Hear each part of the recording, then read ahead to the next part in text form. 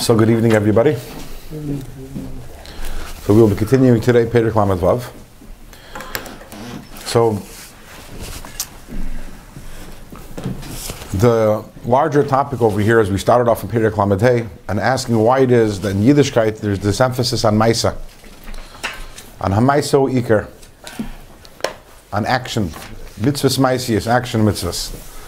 And why is it that the nefesh elokis has to be mislabish in a nefesh bahamis? Why it has to enter a guf and nefesh bahamis and become one with it? So if it has to struggle, okay, I understand, but why can't it struggle with something external to it? Why does it have to struggle internally? So we started last week Perek Lamed Vav, which is really the essence of the answer, and this is the idea of dira b'tachtonim. The understanding that the reason why Hashem created everything, created the universe, including all the spiritual worlds, is not for the spiritual worlds, but dafke for olam haza hatachton, for this low world, for this lowest world, because the Eibishter doesn't get excited over giluyim, over oir, but rather the Eibishter's desire is choshech. The Eibishter's desire is that we should grapple with and battle with choshech, with darkness, and that to bring the oir into the darkness, and that's why the ikir is mitzvahs maisius, as we'll go on and we'll see more next perek, why we have to do maisa, because maisa is the lowest faculty, and that is why the neshama has to enter the nefesh bahamis to elevate the nefesh bahamis, because as we mentioned, the ikir is dafka, the tacht, and the ikir is the lowest madrega.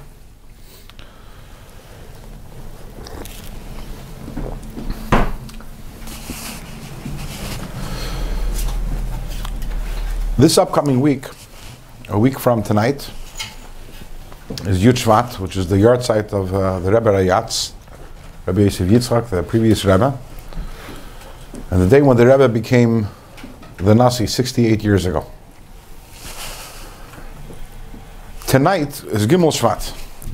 26 years ago tonight, Gimel Shvat. So the Rebbe said a sikha, and the Rebbe spoke then. So it was 1992. And the Rebbe said that we know the Frierdiker Rebbe in the later years of his life was severely incapacitated. He was in a wheelchair.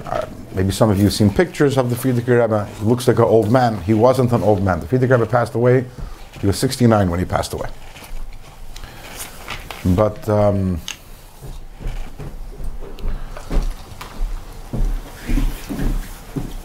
Frierdiker Rebbe suffered a series of strokes, and he had other medical issues. I believe he had also MS, and that impacted him very much. He was in a wheelchair, and he wasn't able to, in the last years of his life, his speech was severely impacted, and people didn't understand what he was saying, besides for a very close circle of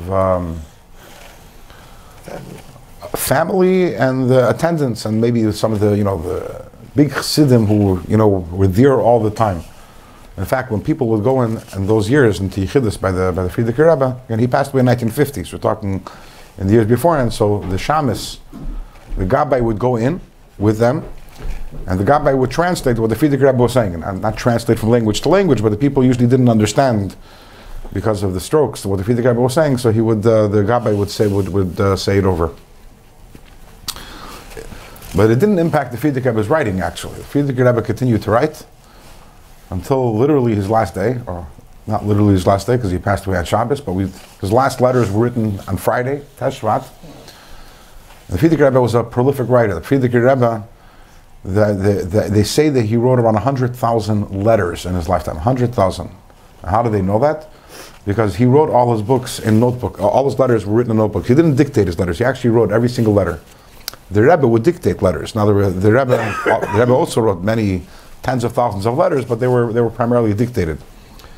Frierdiker Rebbe wrote. He had notebooks, and he numbered each letter. So we don't have all the notebooks, especially the ones that a lot of them got destroyed by the Nazis, whatever. But from the numbering, they were able to see and have an estimate of how many letters there were altogether. If you look over here somewhere, probably see, where is it? Oh, see that set of that red set of Svarim. are the printed letters of the Frierdiker Rebbe. And that's, what's interesting is that most of the letters that the Frierdiker Rebbe wrote before the Frierdiker Rebbe escaped from Nazi occupied Warsaw in 1940. And all the letters were pretty much gone. However, the Rebbe was living at that time in France.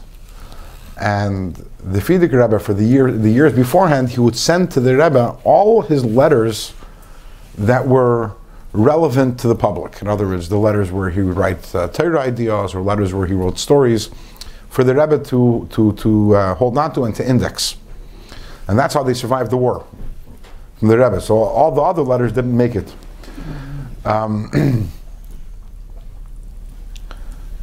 So the last few years around the last 3 years of the Frierdiker Rebbe's life, the Frierdiker Rebbe didn't say any mamarim.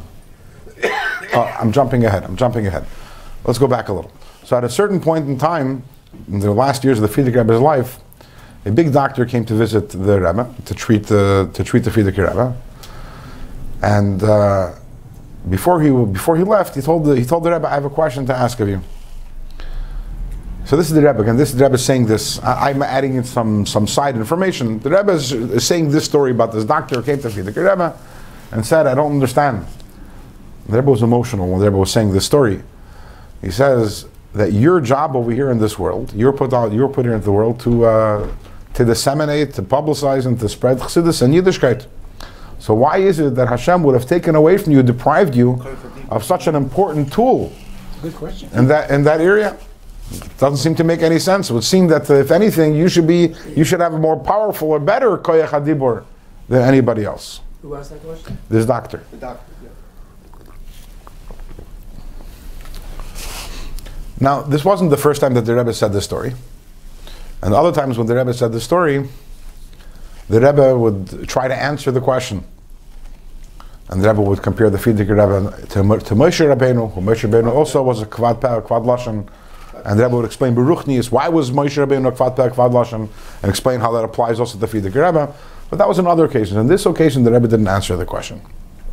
Instead, the Rebbe said, again, the Rebbe was emotional, he said that at the end of the day, because the Frierdiker Rebbe couldn't speak, so Va'arin achicha yiyah neviyacha, we are the Aaron to the Frierdiker Rebbe, who is the Moshe, and we have to be the mouth. We have to be the Rebbe's mouth. We have to be the ones who communicate his teachings. I was a little surprised the Rebbe should say that story and that answer at that time, and we Chassidim were wondering a little about the meaning of it. And then a month and a half later, the Rebbe had a stroke, and the Rebbe lost his own koyach hadibur. And then the Chassidim understood that what the Rebbe was saying, that giving us a message about being his Aaron. But going back to the Frierdiker Rebbe, in the last 3 years of the Frierdiker Rebbe's life, the Frierdiker Rebbe did not say any more mamarim, any more Chassidic discourses. Again, presumably because the people, anyways, most of the people there wouldn't be able to understand. Instead, what did the Rebbe do? In advance of Yom Tovim and also of special days on the Chassidic calendar, the Frierdiker Rebbe would submit a mimer which he wrote, submitted for publication, and you tell the Chassidim on the day, on this Yom Tov, on this day, I want you to learn this mimer. That was the Seder in the last few years of the Frierdiker Rebbe's life. Yud Shvat, the 10th of Shvat, was the yard site of the Frierdiker Rebbe's grandmother, Rebbetzin Rivka. She was the wife of the fourth Lubavitcher Rebbe, Reb Shmuel, Rebbe Marash. 3 days later, on Yud Gimel Shvat, was the yard site of the Frierdiker Rebbe's mother, Rebbetzin Shtainer Sarah. She was the wife of the fifth Lubavitcher Rebbe, the Rebbe Rashab. So in honor of Yud and Yud Gimel Shvat, the Frierdiker Rebbe gave out 2 mamarim, one to be learned on Yud Shvat, one to be learned on Yud Gimel Shvat, but they're connected. In other words, one was a continuation of the other. And the mimer that was for Yud Shvat began with the words Basi Lagani Achoisi Kala, pasuk from Shir Hashirim, which is, Shir Hashirim is a poem, but it's a parable of the love between the Yidden and HaKadosh Baruch Hu, right? So Basi Lagani Achoisi Kala, this is the husband, the man, which is HaKadosh Baruch Hu, telling his bride, his wife, Basi Lagani, I have come to my garden, and a whole mimer on this, a whole mimer based on this pasuk. And that year, Yud Shvat, in 1950, Yud Shvat was on a Shabbos, and on Shabbos morning, the Frierdiker Rebbe was nostalgic, that Shabbos morning. 1 year later, on Yud Shvat, was when, by the Farbrengen, was when the Rebbe officially accepted the mantle of leadership of Chassidus Chabad. And how did the Rebbe accept it? By saying a mimer, and the mimer began with the words Basi Lagani Achei Sikala. Where the Frierdiker Rebbe left off, the Rebbe began, and then every year thereafter, on Yud Shvat, the Rebbe would say a mimer Basi Lagani. The original mimer Basi Lagani had 20 chapters. And every year the Rebbe would focus on one chapter. So from 1950 through 1970, the Rebbe did one round, and then 1971 the Rebbe began the second round again for the next 20 years, or 17, 18 years, every year one pair. So Basi Lagani holds a central place in this mimer by Chabad Hasidim, and obviously the Rebbe also very much connected it to, said this is the final statement of the Frierdiker Rebbe to our generation. And as we'll see in a moment, Basi Lagani begins with the idea of how Moshe brought down the Shekhinah to this world, and the Maimer, it adds in a parenthesis, like seemingly out of nowhere, that Moshe, who was the seventh, we'll explain in a moment what that means, V'chol hashvin chavivin, and all the sevenths are precious. And with the Frierdiker Rebbe's passing, Chassidus Chabad entered the seventh generation. The Frierdiker Rebbe was the sixth Rebbe, the Rebbe was the seventh Rebbe. So therefore, that's where this is the role of the seventh generation. The precious generation was to bring the Shekhinah back down here into this world. I want to talk a little about the Maimer Basi Lagani. Yeah. Frierdiker Rebbe wrote that. Yeah. He wrote that Moshe Shu Ashvi v'chol Ashvi and Chavivin hoyred the Shekhinah lamata la'aretz. There are different hints. I mean, obviously, that Basi Lagani itself is a hint. Basi Lagani. I've gone to my garden. It's a hint for Histalkus. But what's very interesting is that the Maimer Basi Lagani begins Basi Lagani Achei Sikala. The Isa b'Medrash Rabbah. This is how the Frierdiker Rebbe writes. And we see in Medrash Rabbah b'Mekoymai, in its place, that Lagani Lagnuni Lamakam Sheikri Batchila. I'm not going to get into the exact words, but if you look in the Medrash Rabbah b'Mekoymai, where the Frierdiker Rebbe says b'Mekoymai, it says over there that who is the one who said this idea, which the Frierdiker Rebbe says. It says over there, Amar Rab Menachem Chasnei de Rab Avuna. Who said this? Rab Menachem, the son-in-law of Rab Avuna. So Chassidim right away also saw a connection. Rab Menachem, the son-in-law. The next Rebbe was taken over by Rab Menachem, who was the son-in-law. Akapanim. I want to talk a little about Basi Lagani, because Basi Lagani is based on Perek Lamed Vav in Tanya, with the Perek which we're learning right now. So some of the ideas that are discussed in Basi Lagani will clarify that which we are going to be learning about in this Perek, that which we are learning about and will continue learning about in this Perek, and also add Hasbara. So again, Basi Lagani is what Hashem tells the Yidden. Hashem said, Basi Lagani, I've come to my garden, Achoisi Kala, my sister, my bride. In English that doesn't sound too good, my sister, my bride, but in Hebrew it's the Achoisi is like when you say to someone, Achi, my brother. It means it's a endearing, close by, very close by. Right, a term of endearment. So Achoisi Kala is a term of endearment. So the Medrash Rabbah says that what is this talking about? This was talking about the day when the Mishkan was inaugurated, which is on Rosh Chodesh Nisan. So Hashem says, Basi Lagani Achoisi Kala, I've now come back. I've now come to my garden. Why? Because Iker Shechina B'tachtoinu Ma'isa. Originally, when Hashem created the world, the Shekhinah was over here in this world. And then, because there were 7 sins, starting with the Chet Eitz Hadas was the first one, then there was the Chet of Cain V'Hevel, and there were 7 sins as enumerated in the Medrash. So these chased the Shekhinah. The first sin chased the Shekhinah from this world to the 7th heaven, then to the 6th heaven, the 5th heaven, the 4th heaven, all the way beyond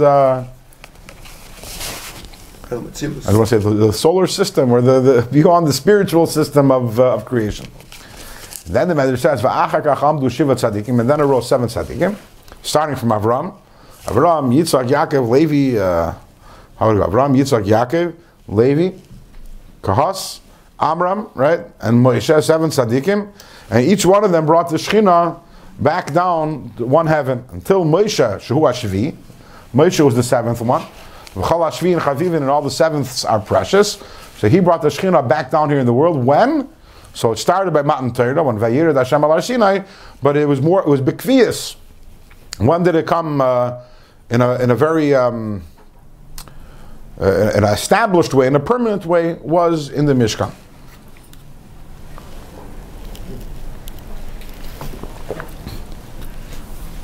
And Hashem describes this world as Gani, as his garden.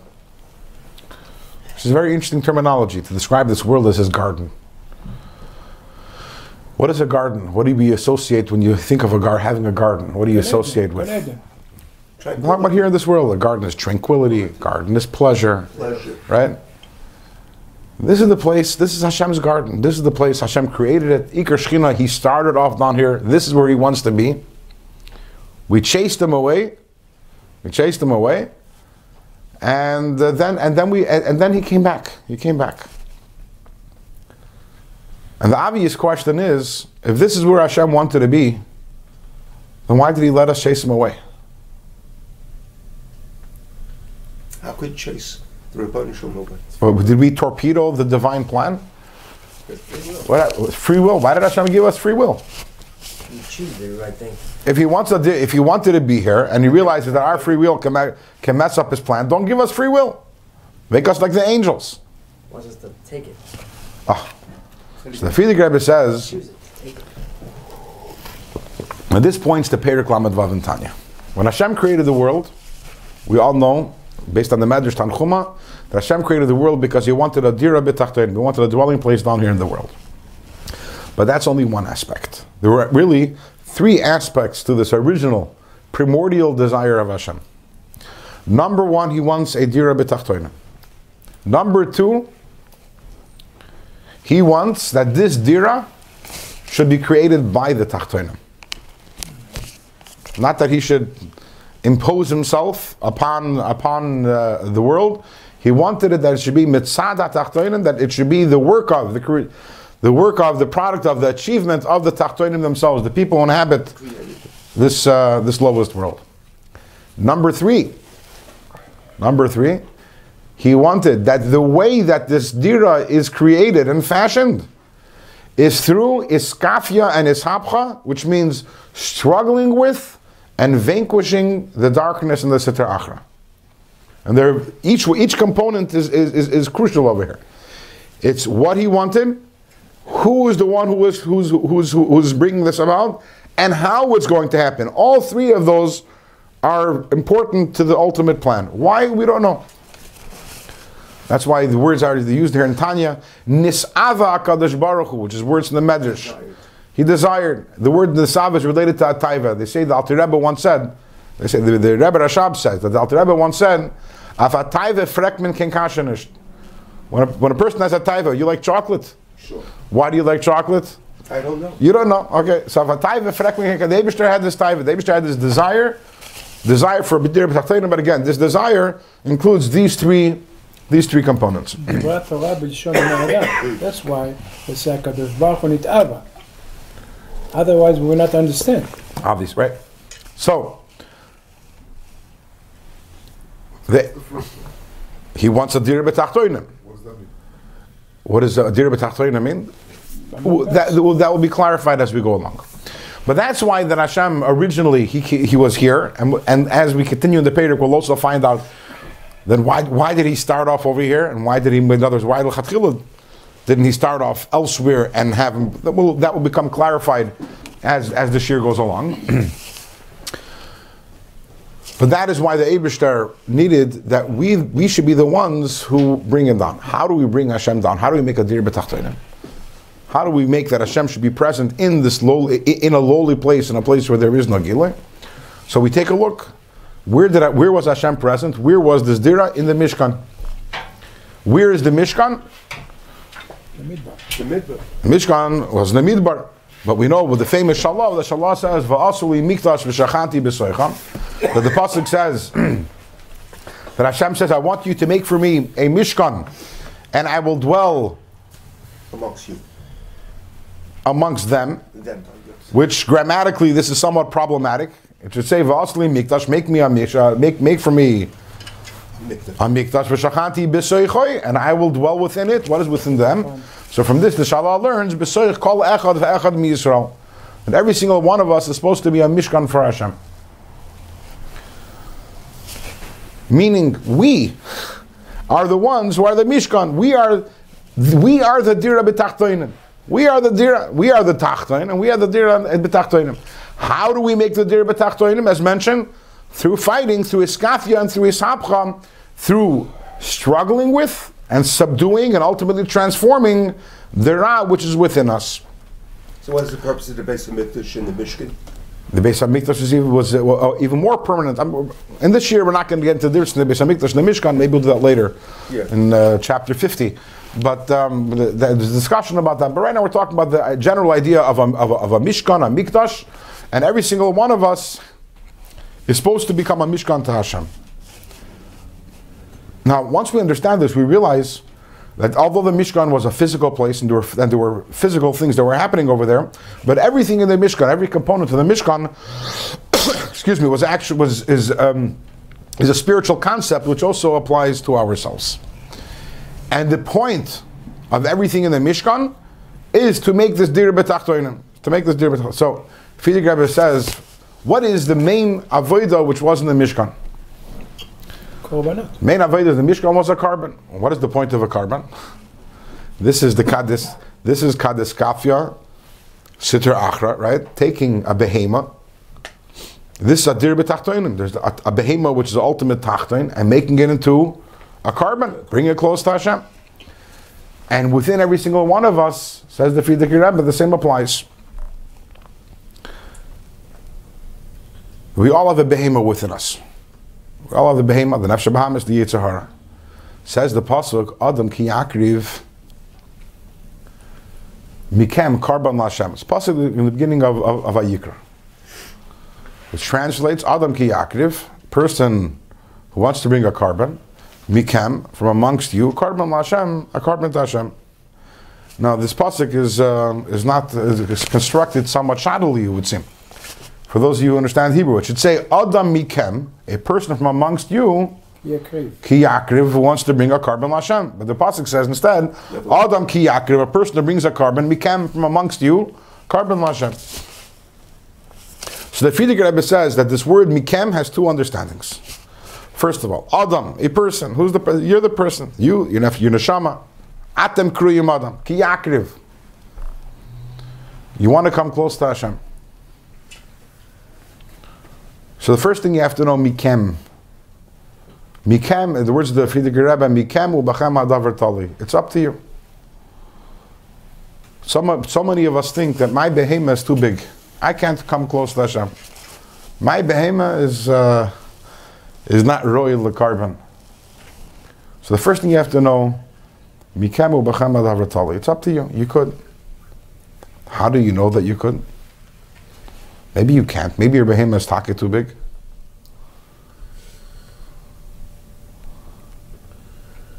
But the very notion of dir b'tachtoinim is that Hashem wants a dira b'tachtoinim. So if something is even more tachtoin, what does that mean? It's a better dira. We look at our nefesh, we look at ourselves and our lowliness, and we think that's an impediment towards getting close to the Eibishter, but that leads us to the next meaning of the word mikem. Adam ki yakriv, a person that wants to come close to Hashem. You want to know how you become close to Hashem? Mikem, from within you. You bring the carbon l'Hashem, and what's the next words in that pasuk? Min ha-behema, min ha-bakar, min ha-tzoyin, from your behema.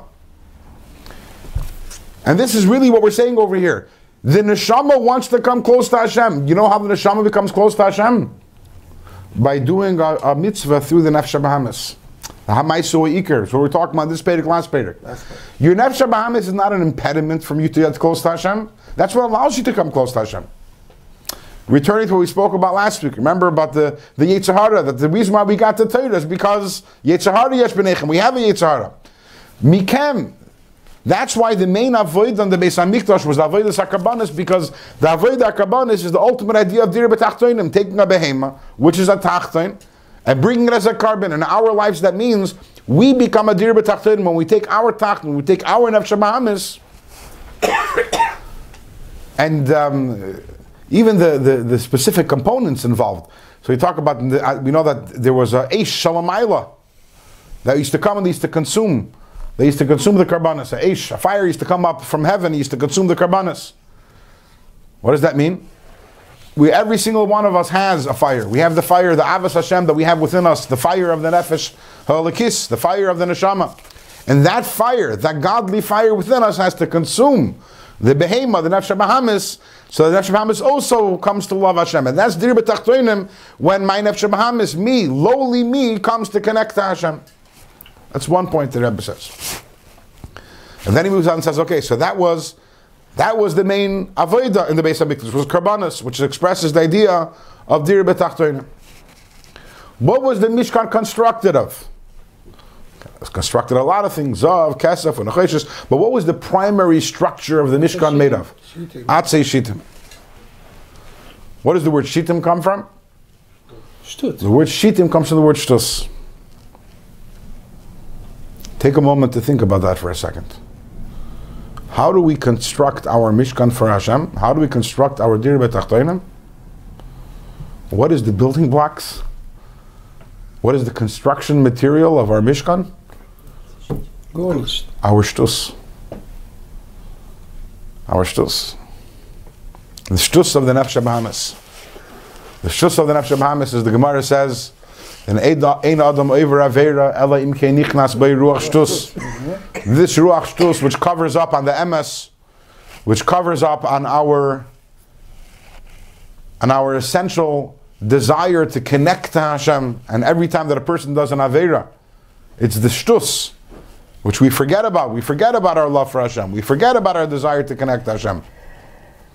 And you think that this Shtus, why did Hashem give me this Shtus? I'd be better off without this Shtus. And your answer is, no Shtus, no Mishkan. No Shtus, no Mishkan. We have to take the Shtus of the Nefesh Bahamis, and we have to convert it to Shtus of the Nefesh Elikis. Shtus of the Nefesh Elikis is the Shtus of Kedusha. He brings down the Gemara in Ksubis, the Friedrich Rebbe brings down the Gemara in Ksubis, where it says that there was an Amoira who would juggle Hadassim before the Kalos, before you go to the Chasna and juggle Hadassim. Sorry? Yeah. Right? Meraki Datlas. You would take 3 Hadassim and you would juggle them. Imagine a venerable sage, an Amoira, denigrating himself in such a way. And another Amoira said that Kamachsif lan Saba, you're embarrassing us all. You're embarrassing. Anyways, when he passed away, I think it was a Yehuda Bar Yilai, but I don't remember. It's a Gemara in Ksubas. It says that there was a pillar of fire that separated between him and everyone else. The pillar of fire was shaped like a myrtle, like a hadas. At which point, this other Amoira who earlier on reprimanded this, his colleague said, "Ahani le shtusei l'saba." His shtus came to good use to him. It was a good shtus. Because there's a shtus, there's a shtus of Kedusha. And what we have to do is transform our shtus of the Nefesh Bahamis, the shtus of Klipa, into shtus of Kedusha, and this is how we have a Mishkan for Hashem. And then the Friedrich Rebbe goes further and says, so we took these Atzei Shittim, and out of them we constructed, but what do they call? Krashim, right? Lasisa Krashim. The word Keresh is the same letters as the word Sheker. The word Sheker. And once again, we have the same idea. How do we create the Mishkan? From the Sheker. So what we have over here, you want to have a Mishkan, you need Sheker, you need Shtus, you need your Behema. All of these are fundamental elements in order to be able to have a Mishkan for Hashem. Why? Because Hashem is not interested. If Hashem wanted Atzilus, if the whole point of Seder Shnatz was Atzilus, then it would make no sense. No Shtus, no Behema, no Sheker. But Hashem created this world. The Tachlis is this world. As we explained last week, that all the other worlds are Sach-Sach-Hakel, they're diluted oir. Hashem has no interest in diluted measures of oir. The Tachlis is that Hashem wants that in a place where there's absolute Cheshach, over there also should be Meir the oir. And that is the Dir B'Tachtoinim which we are creating. And that's Mamish the Nekuda, which is spoken about in this Maimer, is Mamish what we're talking about over here in Perek Lamed Vav. And let's continue where we left off last week. Page Mem Vav, top line on the page. Sheyoyer Eir Hashem. Let's back up. Let's start actually from the bottom line of page 90. Shekach ala b'ritzoni yizbarech. This is what arose in Hashem's will. Liyes nachas ruach lefanav yizbarech, that He should receive pleasure. Kadeskafia siter achra, when we struggle with the siter achra. V'yishapech hashoichel anohira, we transform the darkness into light. Sheyoyer Eir Hashem ein soif baruch hu, that the Eir of Hashem, the light of Hashem, the infinite light of Hashem, should illuminate b'makim ha'cheshech v'sitra achra, in the place of the darkness, in the place of the sitra achra, shall call elam haza kulei, which is this entire world, b'yetzer se'is v'yetzer oz, in a much more powerful way. V'yishrein Eir men ha'cheshech, like the advantage of light which emerges from the darkness. So a much more powerful light than the light that shines in the higher spiritual worlds. Shemeir Shammai Levushim, in the higher worlds, in all the spiritual higher and the holy worlds. Over there, yes, Hashem is revealed, but Ayidei Levushim, through different garments. Vehester panim, and Hashem has to hide His pnimius. Hamastirim u'malimim ha'orin seiv baruch hu, which hide and conceal the infinite light of Hashem. Shelo yivatlu b'mitzias. Because if the essence of Hashem would be revealed in the higher worlds, they would become nullified, vaporized. They would cease to exist. And that oir, this is what Hashem wanted, that the oir, which cannot exist in the highest worlds, should illuminate over here in this world. That was Hashem's desire. Dira b'tachtoina means that He wants to be present in this world. As we'll see soon, the word dira is also important. What does a dira mean? Dira means a home. In a home, a person is present as he is. What is the definition of a home? Well, home sweet home. What's so great about home? What's so great about being home? Why is it that if we go visit the most wonderful relatives that we might have, it's good for 2 days or 3 days, but after, it depends on the person's threshold, but after a certain time it's like, I need to get home. Why? What is it about home? Protection. Protection? What, you're not protected when you're, your relatives, what if you stay with, they give you pets? What protection is there? In your home, you're free to be as you are. You're not putting up any shows, you're not putting up any pretenses. You're being exactly who you are. You don't have to alter yourself for anyone or cater to anyone. Sure. You're free to be just yourself. Hashem wants to be just Himself. No garments. When we're in other places, we put on garments. We put on in our own home, there is no garments. The Rebbe said on several occasions, he said, interesting, he said, the halacha is that a melech, you're not allowed to see the king naked. It's a halacha. But in the king's own home, he's allowed to be naked.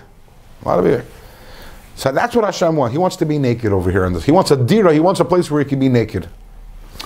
Meaning naked, where He can be Himself, no garments. Nothing. No facade. No facade.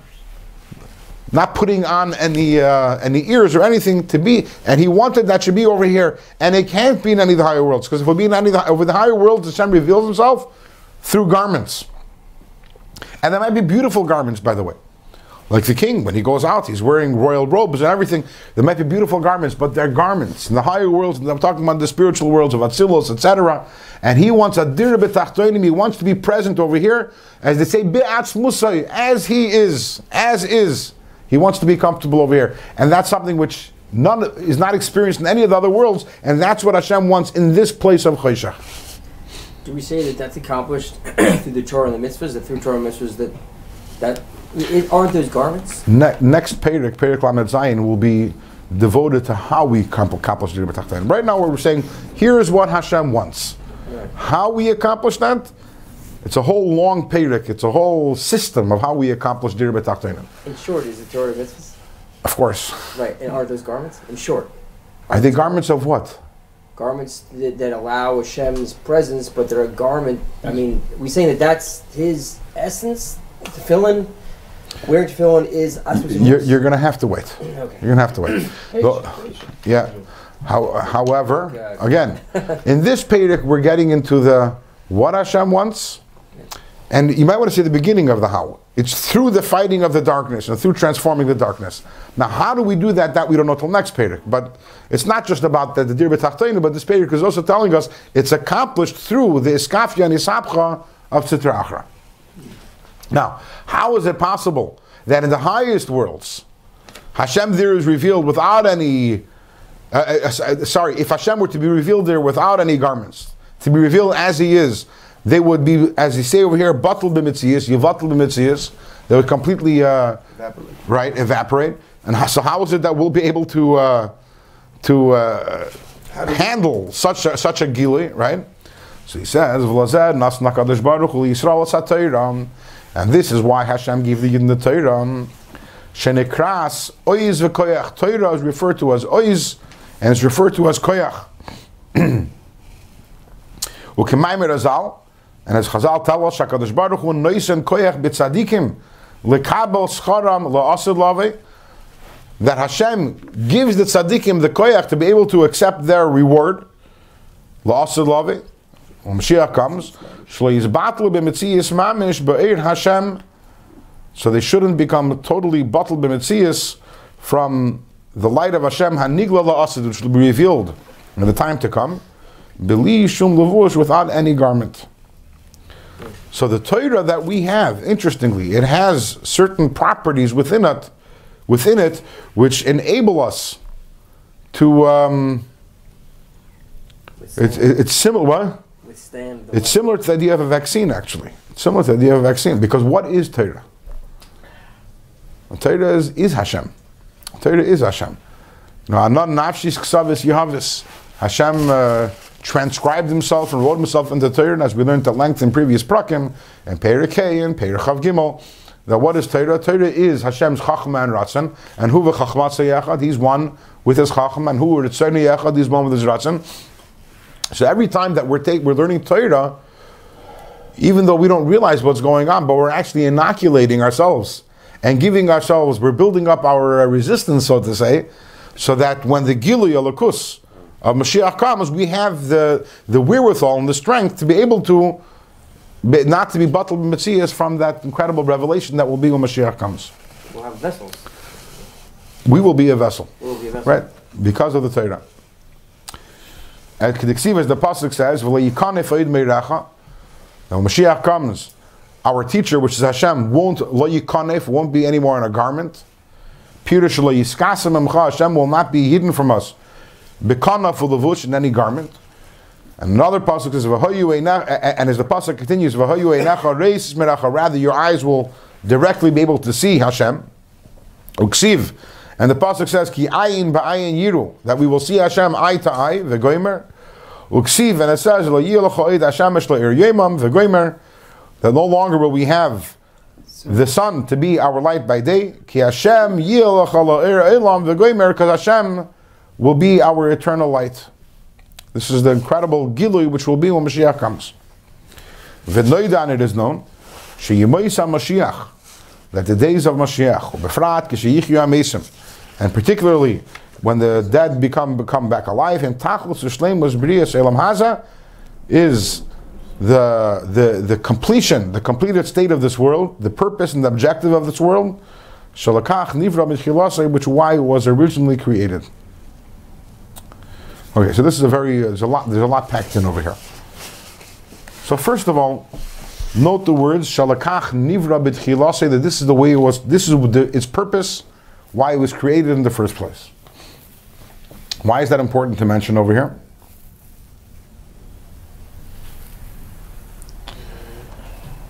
Whenever a person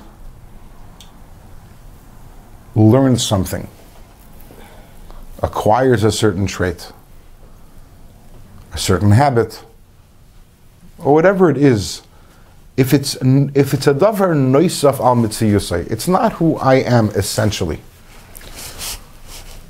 but it's something which was added on. It's an add-on. Then it's not something which is lasting. Or at least it's not necessarily lasting, because it's not essentially who I am. You know, the famous story about, probably a myth, but it brings out the point anyways, about the Rambam and the cat and the mouse. You guys know the story? It was the waiter, the cat was Yeah. and the mouse. Just to say it for those of you, if maybe someone doesn't know it, or someone in the audience who doesn't know it, that again, I don't believe the story has a real solid Truth to it. source to it. Truth to it. But whatever, the point remains that the Rambam was once an argument in the Rambam and some of the other ministers in the court of the king about whether you can train an animal completely to be different than its nature, than its born nature. And the Rambam said that no, and the other people said that yes, an animal can be trained to be. And one of the guys says that I'll show you. I will take a cat and I will train it to be a waiter, just like a human being. And this guy spent a long time and he trained his cat. And the day comes and he invites everyone, the Rambam and many other spectators, to this feast. And there you have this cat. It's walking on its hind legs and it's wearing an apron. And it's holding a platter and it's handing out hors d'oeuvres to everyone present. And the guy goes to the Rambam and says, you see, I told you. Change the nature of an animal. Rambam says, really? Rambam pulls out of his pocket a mouse and he lets it free. The tray goes crashing down. The animal's on its feet, the cat's on its feet, and it's running and it's chasing the mouse. Because ultimately, it's a added nature. It's not its essential nature. And the same thing is also when it comes to this world. If the world was essentially a bad place, and we are trying to, I don't want to say the word superficially or artificially, we're trying to, what? Sorry? Superimpose, very good, that's a good word. Superimpose upon it a holy nature and spirituality, then it's, first of all, it's not necessarily permanent, and more importantly, even while it is there, it's not the essence of what the thing is. Everything has essential properties, and then there's the non-essential properties. So the question is, when we make a dir b'tachtonim, is it an essential property or not? So that's what the Rebbe adds in here. Shalakach nivra b'tchilasei. You're not superimposing this on the world. It's actually very natural for the world. That's its most natural state, which goes back, if you remember, to the question that we asked in the beginning by Basi Lagani. Why was he originally here? Only to be chased away and to be brought back. So first of all, if he wanted to be here, let him be here the whole time. So that we answered. We answered, no, he couldn't be here the whole time because part of the kavana is that Hashem wants that dir b'tachtonim should be through the tachtonim, through our efforts. So that we answered. But then the question was, so why didn't he create the world in a way that originally he should have been absent and that we should bring him in? Why is it that Iker Shechina, as the Medrash says, Iker Shechina b'tachtonim, that originally the Shechina was here? And then afterwards it was chased away and brought back. But that's this point over here. Because when the world originally was created, the original intent was that it should be a dir b'tachtonim. And not only was that the original intent, in fact, in the beginning of the creation of the world, this was where Hashem was present. So therefore that means that it's actually part of the nature of the world. And therefore when we go, when we're elevating the world, we're only causing the world to revert to its original nature and to be in accordance with its original objective, which is to be a dir b'tachtonim, and that's why we have the ability to make the world in a very lasting way, in a very deep way, in a very essential way, to make it into a holy place and a dir b'tachtonim. This is a very important point also, which the Rebbe discussed on many occasions, the understanding that nothing is resistant to godliness. Nothing in the world is resistant. It can't be. Because it's not as if that there's something which is essentially unholy, and we're trying to make this incredible transformation and trying to make it holy. In which case you can say, oh, this obstacle is too difficult. This is too hard for me to overcome. If you understand this idea of shalakach nivra b'tchilasei, That original state, everything began as a holy object. So ultimately, it's only a klipa, right? It's only a klipa which we have to take off and reveal its ultimate nature. That's one point. But there's another very important point over here.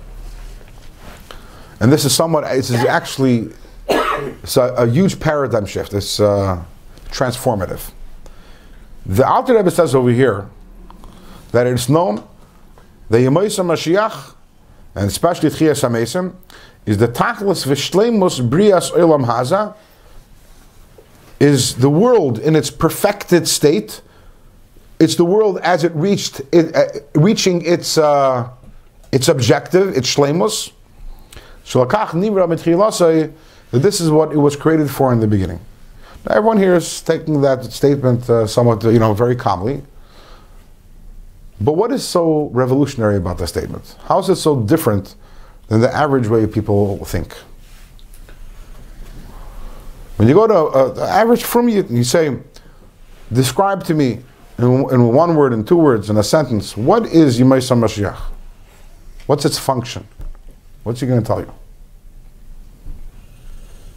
That everything will be easy. No, what's its function? Why do we have to have Yemei Mashiach? What's the purpose of it? Was fällt uns Mashiach? Why do we need Mashiach?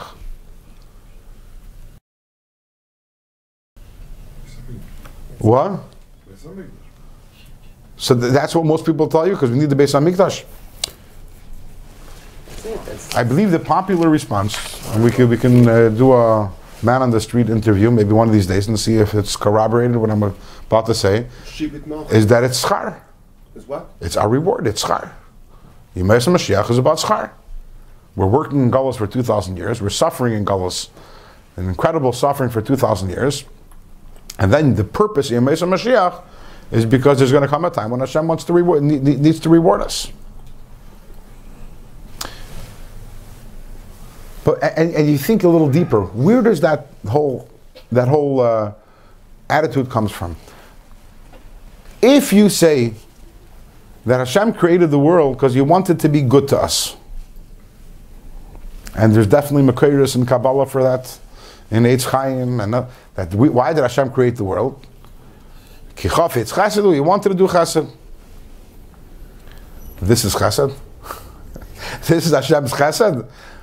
Looking around the world today, LMI, so what's the answer to that? How do we answer that question? We say, no, wait. Right now, this is just phase 1, right? Phase 1, which is where we're doing the work. And once we finish the work, that's when the reward comes. But in Tanya over here, we're not going with that direction. We're not saying that Hashem created the world because He wanted to be good to us. We're saying that Hashem created the world because He needed and He wanted the world. But what does Hashem want? Hashem wants a dir b'tachtoinim. When is there going to be a dir b'tachtoinim? When Mashiach comes. The purpose of the creation of the world is Yemei Mashiach. That's why Hashem created the world. Hashem is waiting for Mashiach as much as we're waiting, much more. Because the reason why Hashem created the world is He wanted a dir b'tachtoinim. Right now, we're not there yet. When Mashiach comes, we'll have dir b'tachtoinim. It's a whole different way of looking at Mashiach. It's not about Hashem finally paying us. And in fact, as Alter Rebbe says, if you look in the next words in the Haggah, he says, Kabbalah schar yikari be'elef hashvi, k'meshekasel kuteteira marizal. There's going to be another millennia. That's when we'll get our reward. Mashiach is not reward. Mashiach is the completion of the world. Reward will come afterwards. So why HaKadosh Baruch Hu has to wait so long? What's the purpose of the Galus? First of all, we have the same question. And we see, in our estimation, definitely, we tell Hashem we're all ready. But obviously, this is the amount of time it takes to transform an entire world. But we're going to get there. We're going to get there to exactly how this happens. But this is, if you go to an average Frum Yid and you ask him, how important is Mashiach to you? How important is Mashiach? I think when Hashem dies, the it's going to be. That's also one of the points. So, But that's really what Allah's Deis Hashem is the idea of Dir B'Tachtonim. But hold on to that thought for a second. How important is Mashiach? Okay, depending, some of the answer will be a little more, some of the answer will be a little less. And there are probably a lot of from Yidden who will say, if they're honest, they're going to say not so important. In other words, I know it's important because I know that we say Ani Mamin, and I know we daven for it, but not so important. And if the Yid, and you ask, why is it important? Again, this is it'd be interesting to do a study in this. You go to from a Yid, why is Mashiach important to you? What's the average Yid going to answer? So many tzaras, right? So many people are suffering. How many people are going to come and tell you, why is Mashiach important? If Mashiach isn't important, Torah mitzvahs aren't important. That's what we're getting from here, which you would, in other words, if you're looking, if Mashiach is about schar, if you make some Mashiach is about reward, then you can have a from a Yid who can say, I learned in Pirkei Avos that I have to serve the Eibishter, not kavadim ha'mishamshin esarav ha'manas l'kabel pras. I don't serve Hashem for reward. I serve Hashem because I need to serve Hashem. So Mashiach is not important to me. And that would be a reasonable statement, it would seem, right? Why should Mashiach be important? I know I have Torah, I have mitzvahs. Hashem told me what to do. And Mashiach, okay, you know what? If Hashem brings Mashiach, that's beautiful, I'll enjoy it. But why is that so important to me? So I have Avos Yisrael. I see that this person Nebuch is sick, and this person Nebuch doesn't have a shidduch, and this person doesn't have children. So I want Mashiach for everyone. But for me, I'm fine. What do you tell a Yid like that? If a Yid tells you, I don't need Mashiach, I'm fine, I'm serving the Eibishter. What's your answer to that? Maybe he's right. So then you turn to him and you say, but it's one of the Yud Gimel Ikri Emunah. It's one of the 13 principles of faith. Ani Mamin B'Emunah Shleima B'Viyas HaMashiach. He says, I believe in it. The Rambam Takya says, but I don't understand it. In other words, I don't understand why that's a Ikr B'Emunah. Why is that a Ikr B'Emunah? Why is that one of the 13 principles of faith? It's Taka Pella. And then you open up the Rambam and Hilchos Malachim, and the Rambam says that not only someone who doesn't believe in Mashiach, but someone who doesn't yearn for Mashiach also is a kafir in the whole Torah, denies the whole Torah and everything that the Nevi'im said. Why? Why do I have to wait for Mashiach? Why is it so important? But now, if you view Mashiach as schar, as reward, then you're right. Then theoretically I could say, I'm serving the Eibishter, I don't need the reward, I don't want the reward. You know the story of the Baal Shem Tov, that he once, I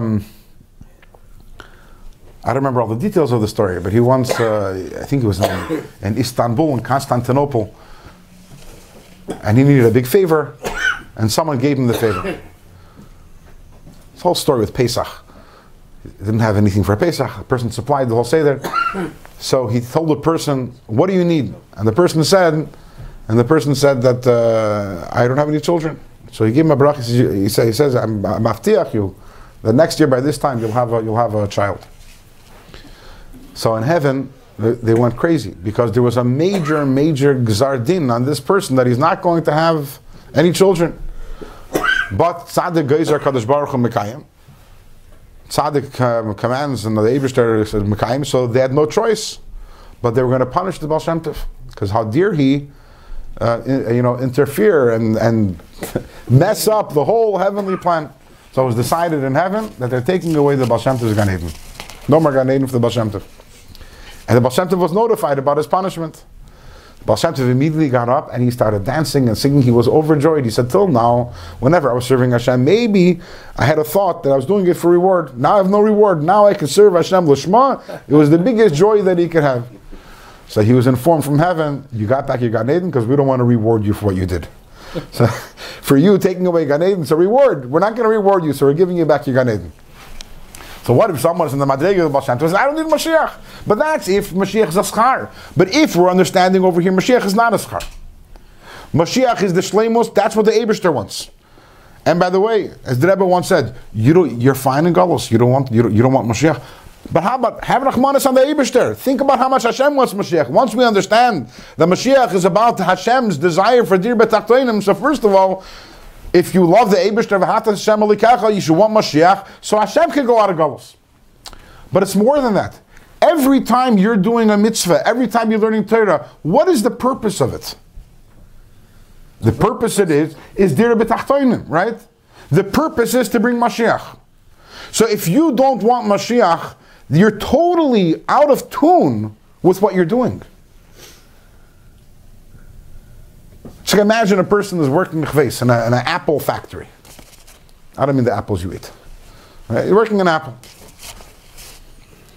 So it's one person. One thing is the person says, you know what, I love my job so much, I don't care if I don't get a paycheck. I'll manage. Okay, that's not a problem, right? But what if the person says, I really love my job so much, I love hacking together this and that, and I love my job so much, I don't even care if an iPhone is actually produced. As long as I get to put in my component over here and whatever his job is, iPhone yet produced, iPhone not produced, I love my job. He's a Meshugana, right? And a person who's a Fruma Yid and learns Torah and does mitzvahs, and it's not negeya him, be'etzem, about Mashiach, that means that you're completely disconnected and disjointed from what you're doing. You're what's the word? You're misaligned. Right? You're doing one thing and your mind is elsewhere. You're living your whole life, and every single act you're doing is towards a certain goal. And then when you come to him and ask him, do you care about that goal? He goes, I don't know. What do you mean you don't know? And that's what the Rambam says. They call me shini mechake, someone who doesn't wait. But not only someone who doesn't wait, but if you don't yearn. Because if you don't yearn again, how can you not yearn? If every single act that you're doing is towards that, how can you not yearn for that? So these few lines over here from the Alter Rebbe, which it seems to be small lines, the Alter Rebbe says that that it is known that Mashiach is the Tachlis Shleimus B'riyas Elam Haza, really reframes the way we look at Mashiach, and really gives a different understanding as to why we're so anxious for Mashiach. And the truth is, if you're in tune with what you're doing, then every single time you do a mitzvah, you're screaming, we want Mashiach now. That is the act of the mitzvah. The act of the mitzvah is, I need to make a dir b'tachtonim for Hashem. That's the tachlis of everything. And Emir Hashem will continue this next week. Shabbos, everyone.